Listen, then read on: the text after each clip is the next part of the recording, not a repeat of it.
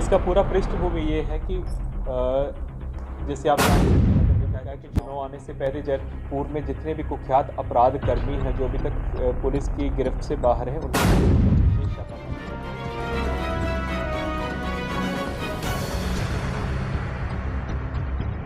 पीरबहोर मामले पर एसएसपी ने कहा कि नगर निकाय चुनाव आ रहा है। 1997 में दंगा हुआ था, उसी में अभियुक्त थे। पूर्व से उसी मामले को लेकर छापेमारी चल रही थी, जिसमें 2 लोग पहले से फरार चल रहे थे।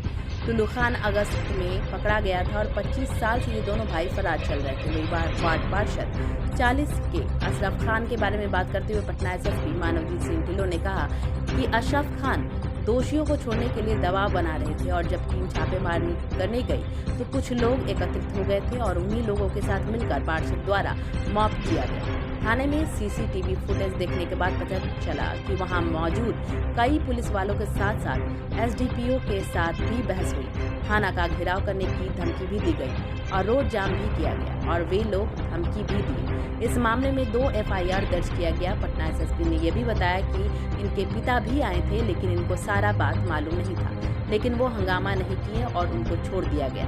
पटना एसएसपी ने साफ कहा कि जो दोषी हैं उनके ऊपर कार्रवाई की जाएगी और जो निर्दोष हैं उनके साथ पुलिस नम्र व्यवहार जरूर रखेगी। उन्होंने कहा कि 353 सेक्शन के तहत गिरफ्तार किया गया और इस पूरे मामले में 2 एफआईआर दर्ज हुआ है।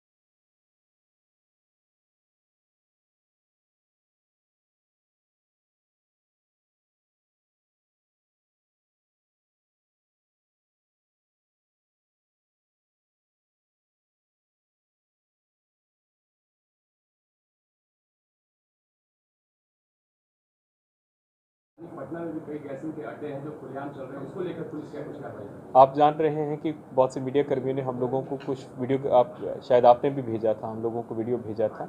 उसमें 2 गैसिंग सेंटर्स के ऊपर कार्रवाई हुआ था जिसमें ये लोग पकड़ा भी गया था। एक उसमें केस हुआ है आपका गांधी मैदान थाना में केस हुआ और एक पीरबहोर में केस हुआ है। 2 जगह पे केस हुआ था। जहाँ जहाँ से सूचना आती है वहाँ पे हम लोग करते हैं। लेकिन इन लोगों का जो अपराध शैली है उसमें एक नई ये चीज़ थी कि अब वो पर्ची वाला गैसिंग से ज़्यादा ये लोग मोबाइल वाला जैसे हो गया है, मोबाइल के माध्यम से ऑनलाइन टाइप का गैसिंग ज़्यादा कर रहे हैं। आजकल बहुत सी ऐप्स आ गई हैं, मोबाइल आईपीएल आ गया है, इस तरह की बहुत सी गेमिंग आ गई हैं। ये अब उसमें उसके माध्यम से लोगों को ज़्यादा जोड़ के, युवाओं को ज़्यादा जोड़ के उसमें इस प्रकार का ये कर रहे हैं। और जो पहले होता था कि ट्रेडिशनल गैसिंग अड्डों पे जाते थे, वहाँ पे पर्ची देते थे, वो धीरे धीरे कम हो गया। ऑनलाइन की तरफ ही ज़्यादा आ गए हैं और ये लोग भी वही काम कर रहे थे। छापामारी चल रही है उसको गिरफ्तारी करने के लिए। तो इस प्रकार इनसे एक जिंदा कारतूस और जो फायर हुआ खोखा वो भी बरामद हुआ है। इनमें से जो तीनों अपराध कर्मी हैं इन्होंने बताया है कि ये लगभग 1 साल से गैसिंग वहाँ से करवाते थे और उसी के जो पैसे के डिस्ट्रीब्यूशन को लेकर था, इसमें विवाद हुआ था। और जो ठेला लगाने को लेकर भी ये लोग पैसा लेते हैं ठेला वालों से, उसमें भी पहले से इनका विवाद चल रहा था। उसी के कारण चंदन बेसिकली उसके साथ रहता था। गोलू उसका छोटा नाम है, जो अभिनंदन है, सिर्फ उसके साथ रहता था, उसका खास मित्र था और जहाँ पे भी वो जाता था उसको साथ में ही लेके जाता था। इनका जो मेन टारगेट था अभिनंदन सौरभ था, लेकिन क्योंकि हमेशा वो भी उसके साथ रहता था तो उसको भी साथ में उसको टारगेट कर दिया इन लोगों ने। शूटर को पैसा देकर के हायर किया? हाँ, 1.5 लाख रुपया इन लोगों को दिया गया है। 1.5 लाख रुपया गोली मारा है जो सेठी का खास आदमी है। ये पहले भी हम लोग उसको खोज रहे हैं। गोपी ठाकुर नाम का शूटर है, एक गोपी ठाकुर है और एक रोशन नाम का शूटर है, दोनों शूटर्स हैं। गोपी ठाकुर पहले भी परसा बाज़ार में जो ऑयल ट्रेडर से लूट हुआ था उसमें वो फिरार चल रहा है।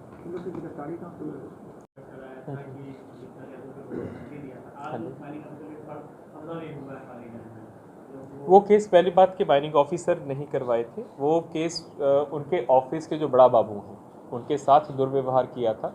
सुबह इन लोगों ने कुछ सगुना मोड़ पे जो ओवरलोडिंग वाले वाहन होते हैं वो पकड़े थे। उसी का फाइन जमा कराने के लिए एक संतोष कुमार का व्यक्ति जो कि अकुड़ी पालीगंज का रहने वाला है, वो ऑफिस में आया था। तब तक डिस्ट्रिक्ट माइनिंग ऑफिसर और कोई अन्य वरीय पदाधिकारी वहाँ पे नहीं थे, तो वहाँ पे जो स्टाफ था उनके बड़ा बाबू थे और लोग थे। तो फाइन जमा कराने के क्रम में उनके साथ दुर्व्यवहार किया और उन्होंने आरोप लगाया कि अपने ही फ़ोन से किसी से बात करवाया, जिन्होंने, और एफआईआर में भी लिखा है कि जिन्होंने अपने आप को माननीय विधानसभा के सदस्य श्री रीतलाल यादव के भाई के रूप में इंट्रोड्यूस किया।